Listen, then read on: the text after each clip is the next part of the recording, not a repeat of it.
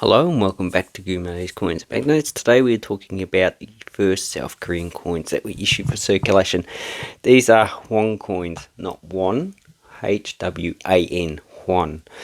And they come in three denominations of 10, 50 and 100 Won, which is different from the banknotes. So the banknotes start from 1 Won and they were first issued in 1953. And they replaced the previous first Won at 100 to 1.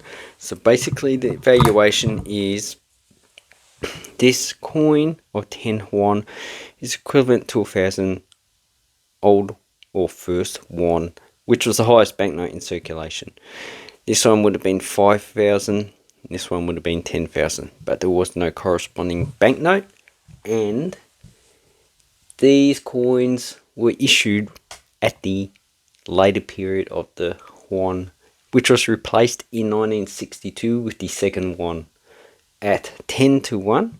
So basically, when the revaluation came around, the 10 Hwan became 1 Won, the 50 Hwan became 5 Won, and the 100 Hwan became 10 Won.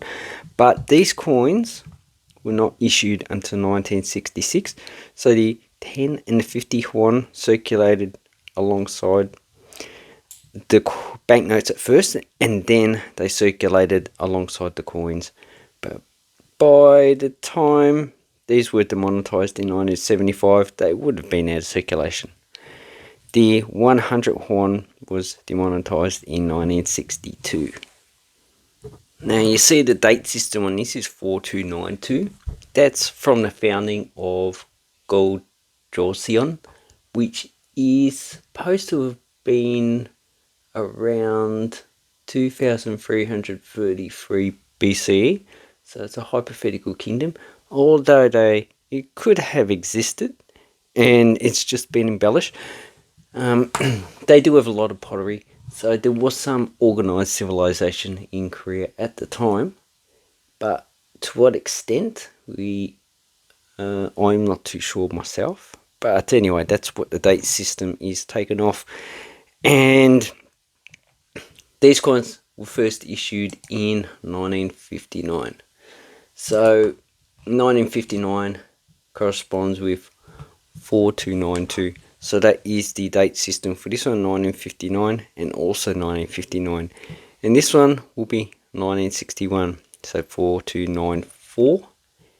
And that's the only two dates that these coins were issued, 59 and 61, although the 100 Hwan was only issued in 1959.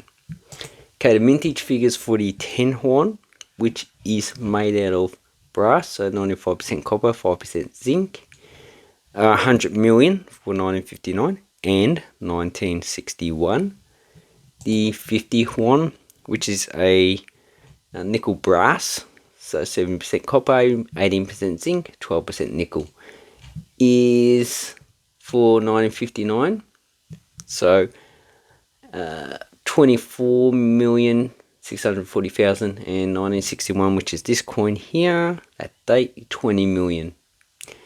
And for the 100 Hwan, which is only a single date, we have a mintage of 50 million coins. Okay, so 50 Hwan, we have just the name of the country, denomination, and date down below.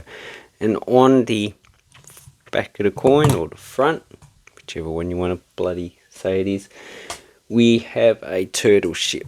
So it's called a turtle ship because it has a big carapace over there to protect the crew that is inside from arrows, probably also fire and other types of warfare. At this time period would have been muskets and cannons in the later period. So this was 1500s to 1900s, and they used these to pretty much as a defense against the Japanese, who have always wanted to invade Korea, in which in 1910 they got their chance to.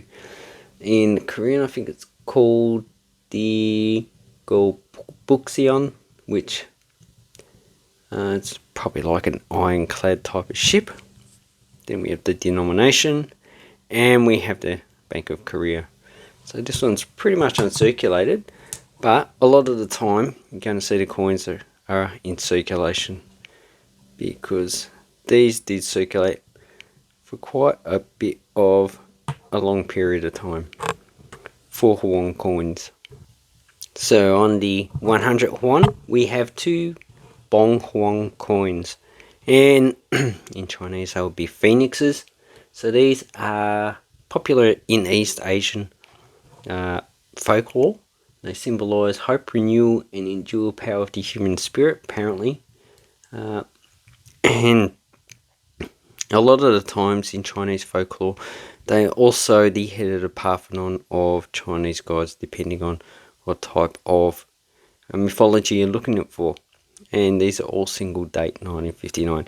So the reason why these were removed in 1962 is it has this guy on the front of the coin, and he was the dictator at the time, Sim Man Ri. I'm not too sure if that's how you pronounce his name, but he was the president of South Korea from 1948 to 1960, and he had to resign after he basically there was a massacre in Masan, and he couldn't quell the protests, so the military stepped in and told him to overthrew him pretty much, and he resigned. So with the denomination 100 Won, Bank of Korea. So that's, and after 1960 he wasn't popular, but he passed away in 1965. So they had to remove his coinage from circulation. So that's basically why this one did not circulate after the issuance of the second Won coins or banknotes in 1962. So what would you be paying for any of these coins?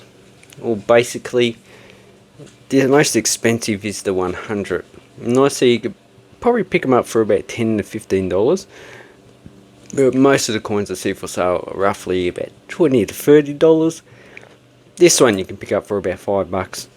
And the 50 Won, you can also pick up for roughly about $5 to $10.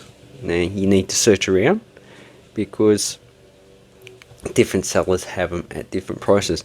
But basically, if you want the whole coin set, I reckon you probably can get some reasonable circulated coins for at least $20.